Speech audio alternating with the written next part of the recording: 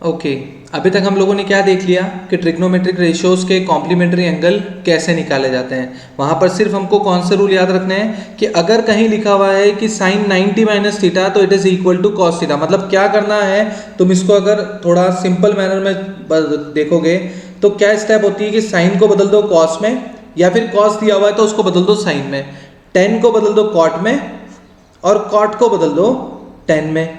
ऐसे ही सेक को बदल दोगे कॉसेक में और कॉसेक को बदल दोगे सेक में। ये जो मैंने बताया ये तो मैंने तुम लोगों को ये बताया कि कैसे हम लोग ट्रिग्नोमेट्रिक रेशियोज को चेंज करते हैं कि साइन अगर 90 माइनस थीटा है तो कन्वर्ट होगा कॉस थीटा में, कॉस अगर 90 माइनस थीटा की फॉर्म में लिखा तो कन्वर्ट होगा साइन थीटा में, टेन अगर लिखा हुआ है तो कॉट में कन्वर्ट होगा, कॉट लिखा हुआ है तो टेन में कन्वर्ट होगा। इस तरीके से इनका कन्वर्जन चलता है। अब क्वेश्चन में कैसे एक दूसरे की हेल्प में इनको बदलते हैं तो डायरेक्टली एक क्वेश्चन के थ्रू समझाता हूँ। जैसे हमको बोला है without using trigonometric tables evaluate the following, कि इसको आप सॉल्व करके बताओ कि इसका आंसर क्या होगा।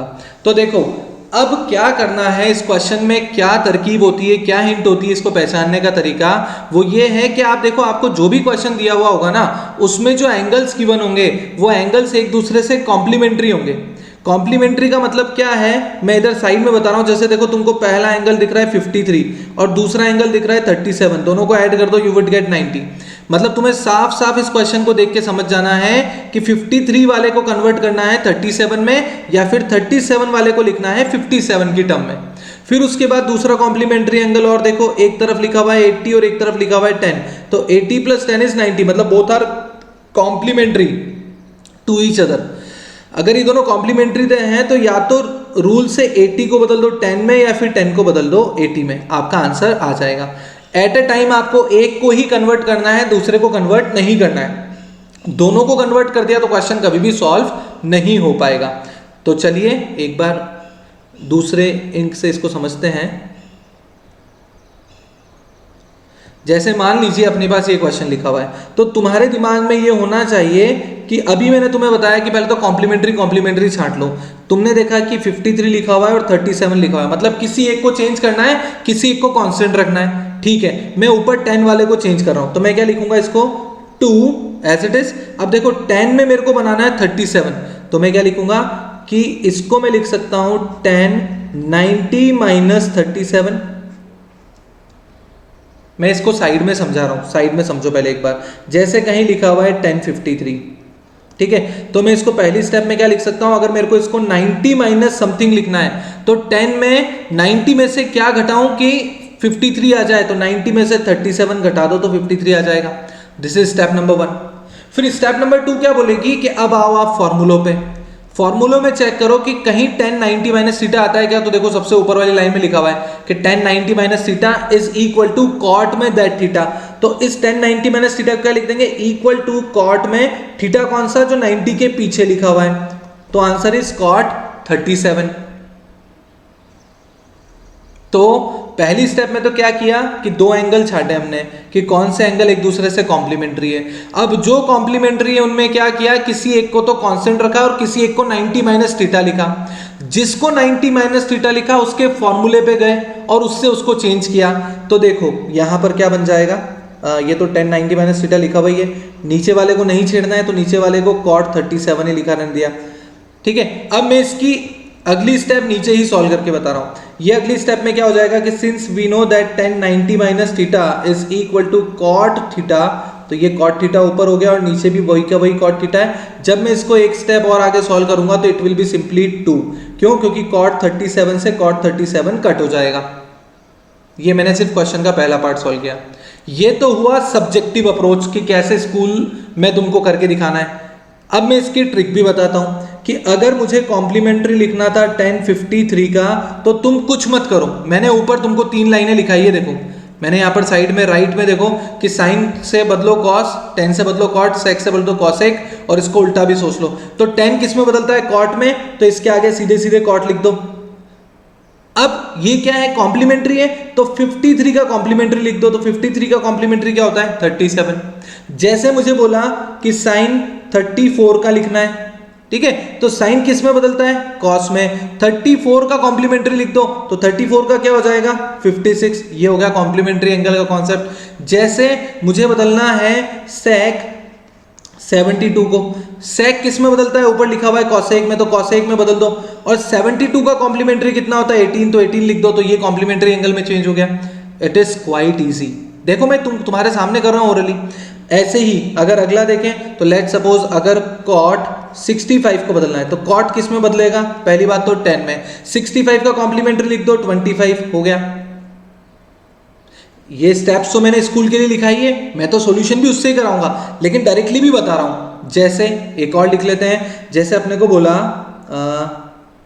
कॉसेक 21, तो कॉसेक किस में बदलता है सेक में, और 21 का कॉम्प्लीमेंट्री क्या होगा, तो इट इज 69।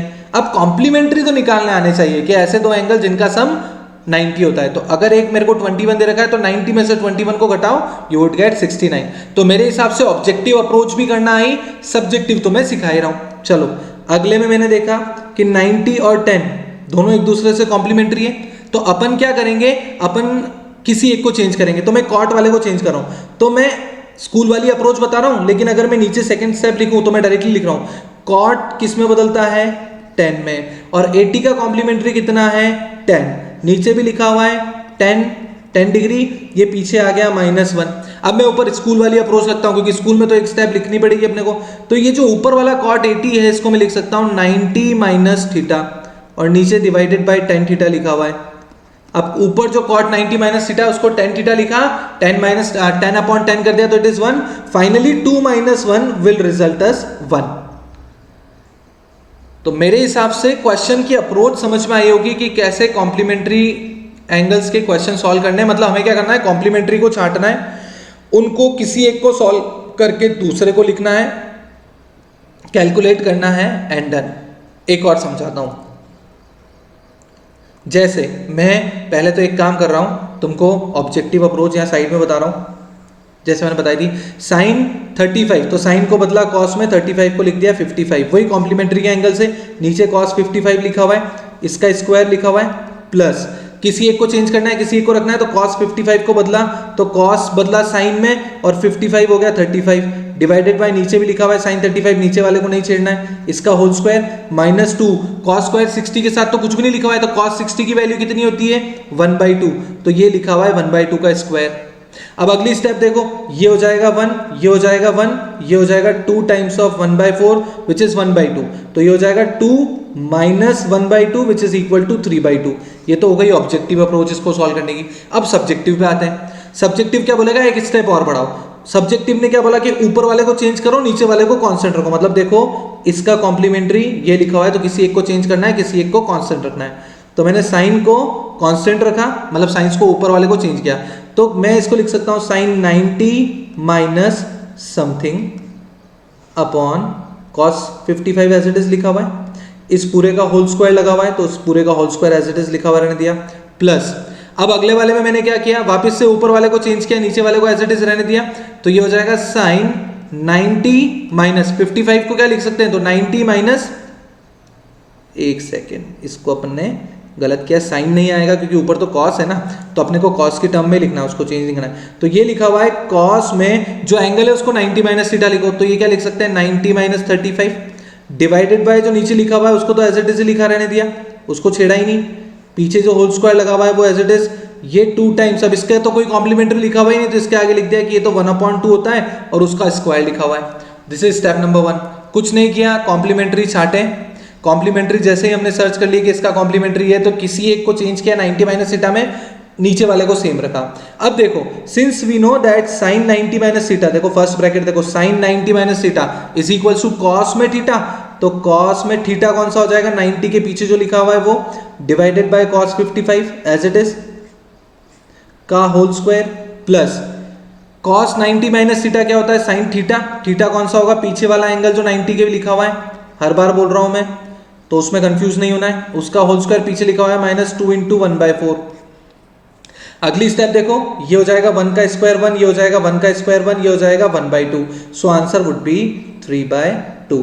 तो मैं स्कूल में कैसे करना है वो भी सिखा रहा हूँ, और ऑब्जेक्टिव पेपर में आए तो कैसे करना है वो भी सिखा रहा हूँ। मैंने जो तुमको साइड में ये सिंटेक्स बताए हैं कि कैसे एक दूसरे के कॉम्प्लीमेंट्री निकालते हैं, उनको अच्छे से सॉल्व करो, अच्छे से प्रैक्टिस करो। 10-15 लेफ्ट में लिखो और 10-15 राइट में लिखने की कोशिश करो, कमांड बन जाएगी। जैसे ही कमांड बनी, हमारा जो ये सब टॉपिक है क्लियर हो जाएगा।